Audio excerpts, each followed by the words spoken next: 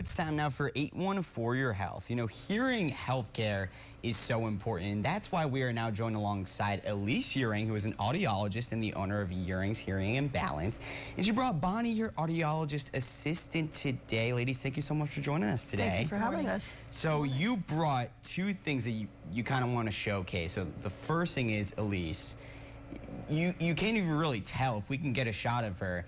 You are wearing hearing aids right now. Correct. I'm wearing receiver in the ear, top shelf Starkey Genesis 24 hearing devices, and patients will come in the office all the time and they'll say, well, I don't want to look old, I don't want people to see my hearing aids.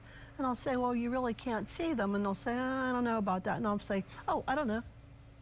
Did you see mine? Exactly, yeah, you just, the last time Morgan interviewed you and you just took it out, neither of us had any clue that you had them in. You really can't see them. They're shaped to fit the contours of your ear, your face.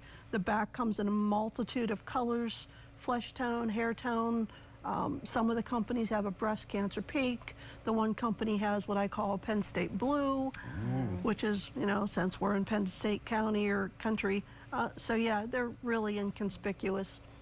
They're not, like I said last time, they're not your grandfather's hearing aid any longer. And it's not just a TV thing. Like, I can see what the viewers are seeing on the screen. I can't see them from where I am right now. So they are almost invisible.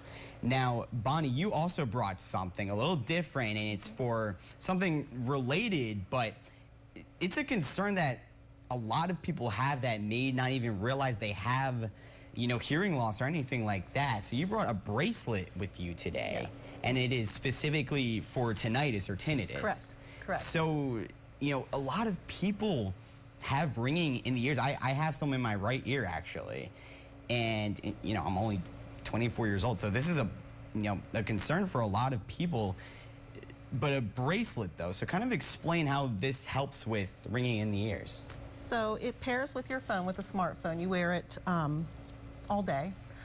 You go through a training session with the app so that it's used to your voice and hearing out external sounds. And then you do an 8 to 10 minute exercise with the app every day. It's vibrotactile, so it teaches you to pay more attention to external sounds versus that tinnitus sound. And after about 8 to 10 weeks, their research has shown that the tinnitus either goes away completely or is extremely diminished. Okay, so what can people expect, like, when they download the app, and then, like, what kind of things are they? It was extremely easy. I downloaded the app, I turned on the band, and it paired the band with the app and started me in my sessions right away. Okay, so, and then, like, for the first session, what can people kind of expect with that? It is a little strange sensation when it vibrates to you, because it's got little nodules along the band so that it does vibrate. I wore it more for the clarity sense, because it also has a feature on it once you're finished with the tinnitus training that you can actually get better clarity in speech with 5 of the phoneme sounds. So it was a little strange getting used to those vibrotactile sounds, but after a while I didn't notice it. And then through wearing it for several hours, you do notice that once you hear those sounds like an SH or a CH, it vibrates differently, and your brain starts to recognize that as being that sound. Right, and you said it's an 8-week session. The tinnitus is an 8-week training session. You would keep the bracelet, obviously. It's not something you would return.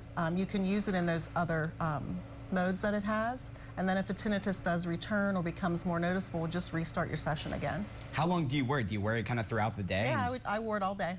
Took it off at night, charged it back in. You can also use it, people who are very hard of hearing could wear it at night, because it does pick up sounds like alarms, fire alarms, smoke alarms, alarm clocks to wake you up in the morning, and it will vibrate the wrist. So you would be alerted in that sense as well. So it has some safety features on it too. That's really... It has a microphone. Yeah, There's it has a built-in microphone. It has volume control, so. Okay, yeah, okay, that makes sense. Yeah, and I mean, you know, a lot of people just kind of figure out how to naturally drown out that ringing, but with this, you can speed up that process. Some people can't drown it out. Yeah. You know, some people it's very hard on their life.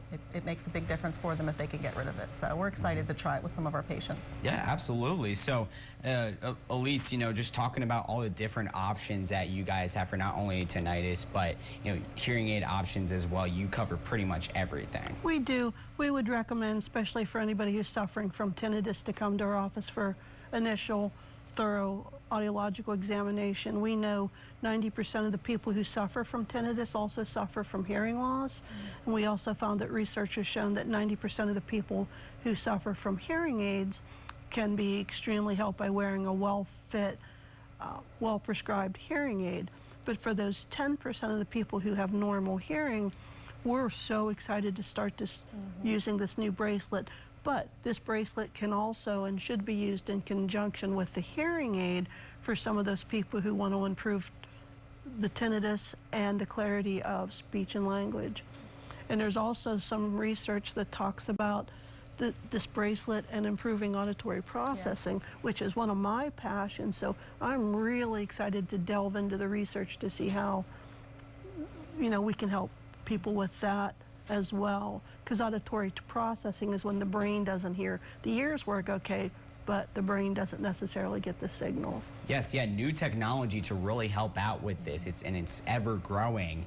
And then you have multiple office locations, and we have some information here. But tell us about your different offices. We have 4 different offices. We have our first office is in Huntington. It's right behind the courthouse.